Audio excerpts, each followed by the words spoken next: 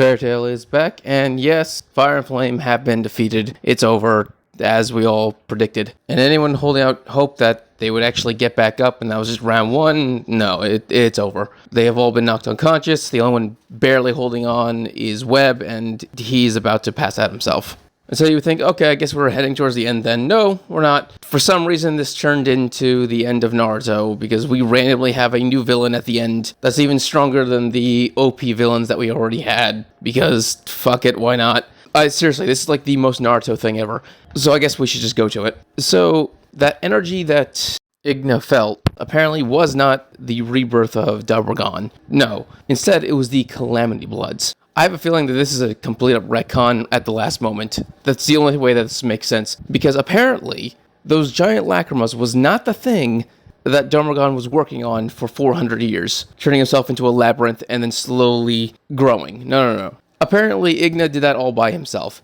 Dabragon, apparently, was working on reviving a bunch of dragons that were killed by Acnologia. Now, who are these dragons to Igna and Dabragon? The answer is nobodies. They are literally strangers. They don't even know who Igna is. In fact, they have to ask him who he is, and he basically has to explain that he's the son of Igneel. Which is why I said this feels like a last-minute addition to the story. Because these are just characters that are here. These 5 tag-teamed Acnologia together, and of course, Acnologia killed all of them. And that's it.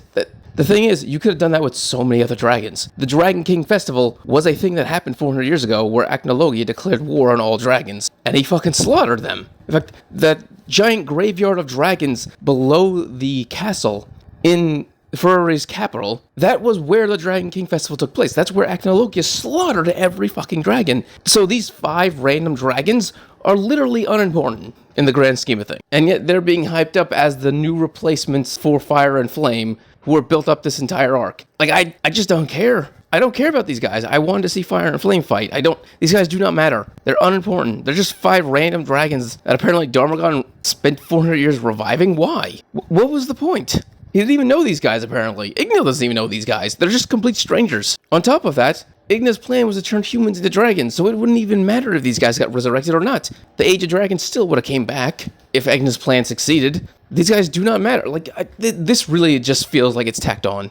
Anyway, after introducing himself as Igneel's son and the new dragon fire god, he tells them he wants them to go out and kill the humans. First off, the moment he said that he was the son of Igna, the dragon that was the leader of all dragons on the side of humans, this doesn't even make sense. They should be suspicious of him, because he's saying he wants them to go out and kill humans, which is literally the opposite of his father. But they automatically trust him, for some reason, and they also believe him when he says that humans killed Acnologia. And so they're like, okay, well, if these guys defeated Acnologia, then I guess they're a threat, we should kill them. So they're going to follow Igna's orders. I don't know how long that's going to last, but they said they'll do it. And apparently they're stronger than their former selves, because when they were resurrected, Dabragon made sure to add extra magic to them. Whatever, it doesn't matter. We don't even know how strong they were prior to being killed by Acnologia, but whatever, it doesn't matter.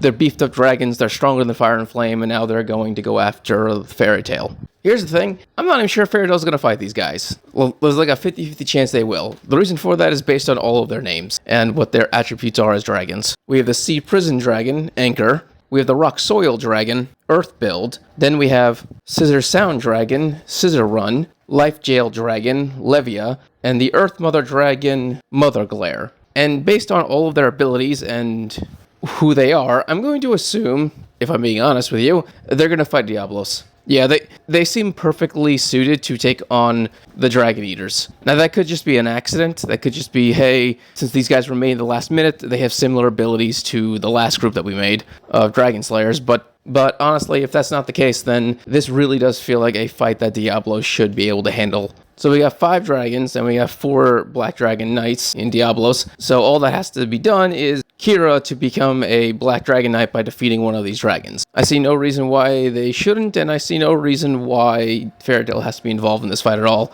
It makes way more sense that Fairy Tail get involved in the fight with Bestia and Ferris, because the fact is, Natsu still needs to eat Bestia's flames. So that's how I think things are going to go. I think Fairy Tail is going to go after Bestia and Ferris, and Diablos is going to handle these 5 dragons. And Igna is going to do what Igna always does, which is just watch and laugh. Alright, if you enjoyed this video, subscribe, give a thumbs up so you enjoy more Fairy Tail and other big things. Thank you, and have a great day.